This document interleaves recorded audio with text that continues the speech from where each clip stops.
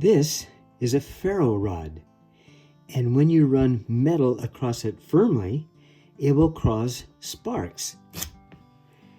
And if we can just get some kind of material that when a spark touches it, it will ignite, that's what we're after. What kind of material would we possibly want to use to make sure that we can utilize that spark to get a fire?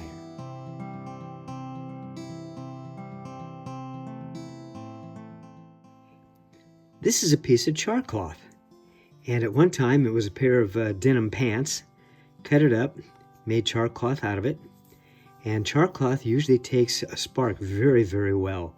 And then if you put that in a bundle, a cedar bundle, you can create a fire relatively easily. And so I just want to demonstrate how easy it is to get this char cloth to take a spark. It's especially easy when you have a ferro rod. So I'm going to put this down here. I've got a sink of water very close, so I can just dump it in there after I demonstrate this. But I just want you to be able to see this. I've turned the lights down low, and hopefully we can get this to work for me.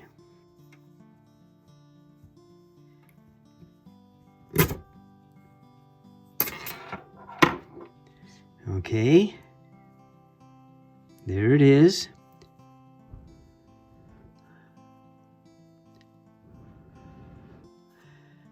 Now we put this in a cedar bundle. It's going to work really, really nicely to get that bundle on fire. So, what if we don't have char cloth? Maybe we have a cedar bundle, or maybe some other kind of material that will ignite. How would it work? I find that with the char cloth it works so much easier, because it's so easy to get a spark to char cloth. Put the char cloth in the bundle and then blow on it. Really, really works well. But you ought to be able to get materials started without char cloth. Let's just see what we can do here. Get a firm grip, get good sparks going.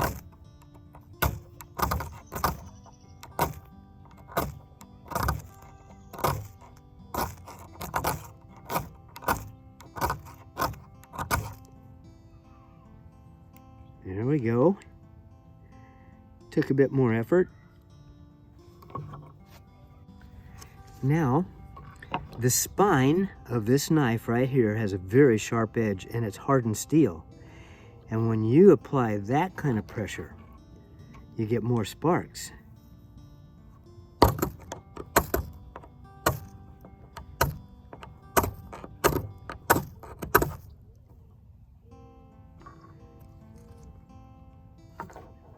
There we go. I recommend that when you're trying to start something, you go ahead and place your ferro rod right against it, right into it. Use something with a very sharp edge and give it a good whack.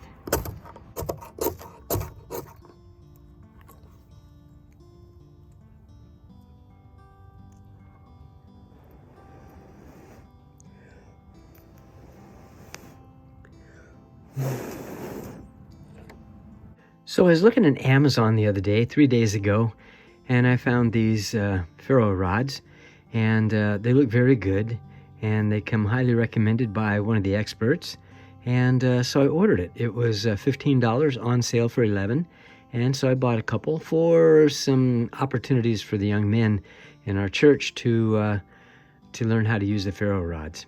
So the ferro rods arrived from Amazon today, and you see how they're packaged in one, and I took the other out of the package, and they're supposed to be very, very good. And this striker has a very hardened steel to it with sharp edges, and that will give good strike sparks.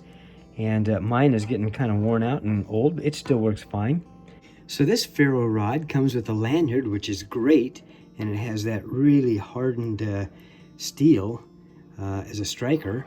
And also you need to scrape the paint off the surface of these to make them work better.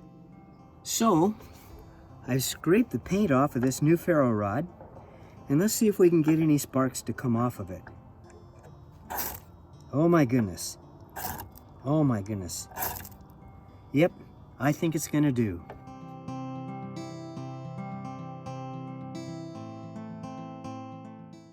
These are some of the tools and materials that I use to start, get a spark and to create primitive fire. But if you can get a spark and know how to use that spark, you can turn it into a blazing fire. And it's something that can be helpful to cook food, to heat your body, to save your life, just to keep warm. This right here is a cedar bundle. I went out and collected this off of a cedar tree.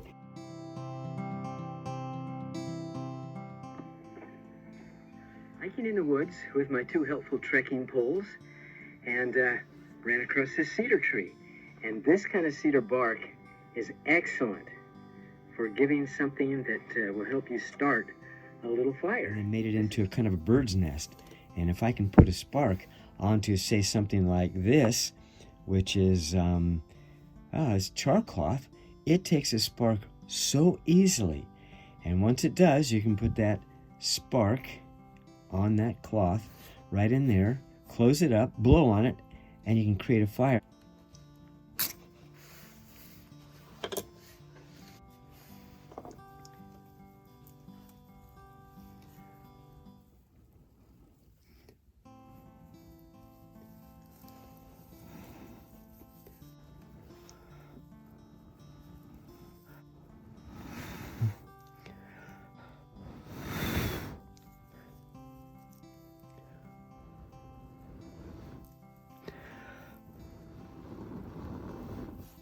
This is fatwood, and I go out in the woods and find fatwood. It's just old logs, not cedar trees, but pine trees that have filled up the limbs with a whole bunch of this nice smelling, oh, it smells really good, pine sap.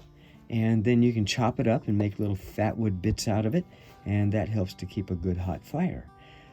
If you want to create a spark, you can use something like this to strike.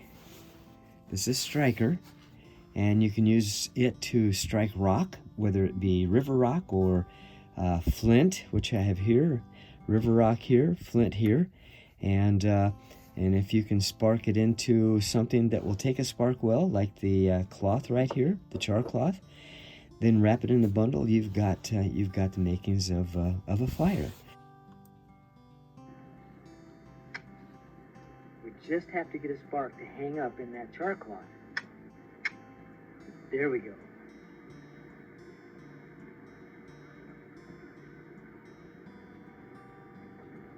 So there it is.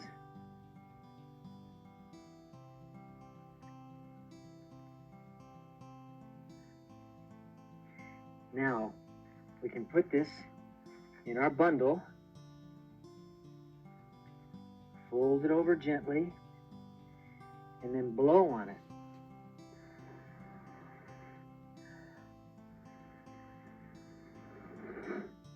And there you have it. This is also a Fresnel lens, and I have a larger one over here. The larger one works even better, but the lens creates, from the sun. And I have a knife, and this knife has in it, look at that, a ferro rod. And I don't want to spark this onto my char cloth, but just to show you how this works, you can take your knife and the back edge of your knife really clearly. Okay, or you can take your homemade striker, steel striker, and even strike river rock if you can find a sharp edge. And if you can find a sharp edge, you might even get a spark out of this river rock. I saw one little spark. It needs to be a sharp edge, and I've kind of worked this edge over, so he's not wanting to cooperate very well. There we go.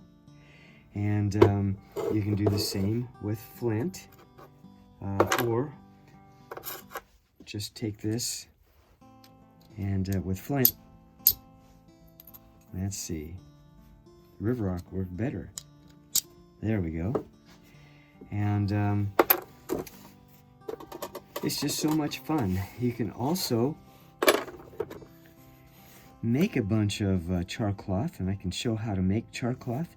Keep it handy, pull it out, strike a spark to it, get a bundle, something that burns, put it in the wood, and you've got the makings of a good campfire.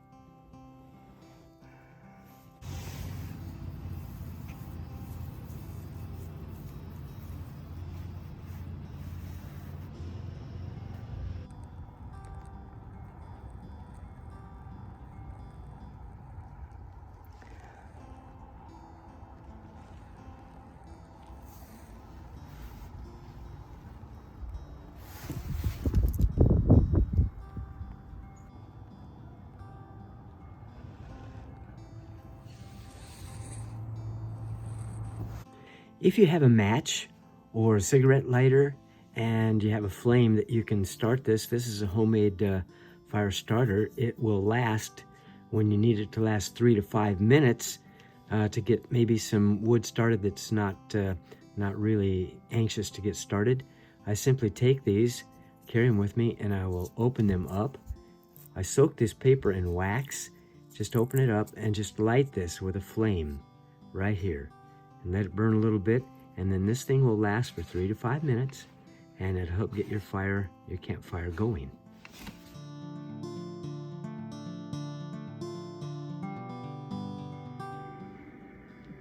So, some people are wanting to know how to make char cloth, and you can use an Altoid can, or you can use a, what is this, tuna fish can. Just punch a hole in it with an ice pick, just a small hole. It has to have some way to release gases, and yet so small that it can't let things catch on fire.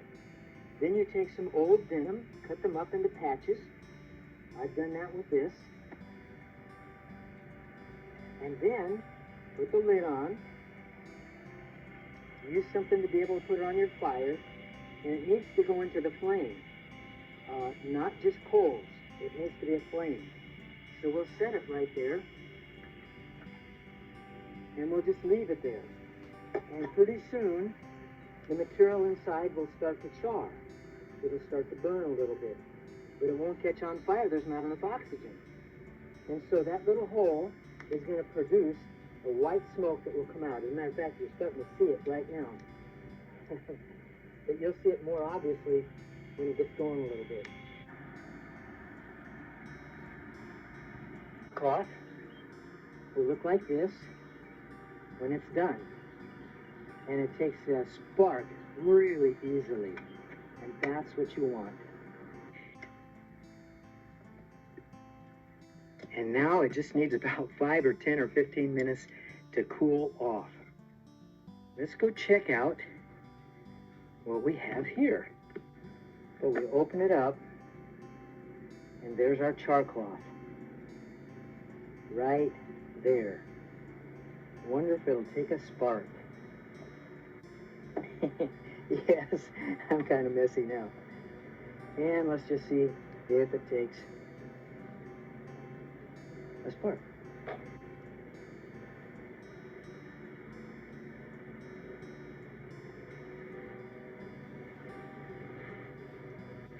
So if we put that into a bundle and a bark, do you think it would get it going? Oh my goodness, there's no doubt in my mind. This thing goes really quickly if you let it.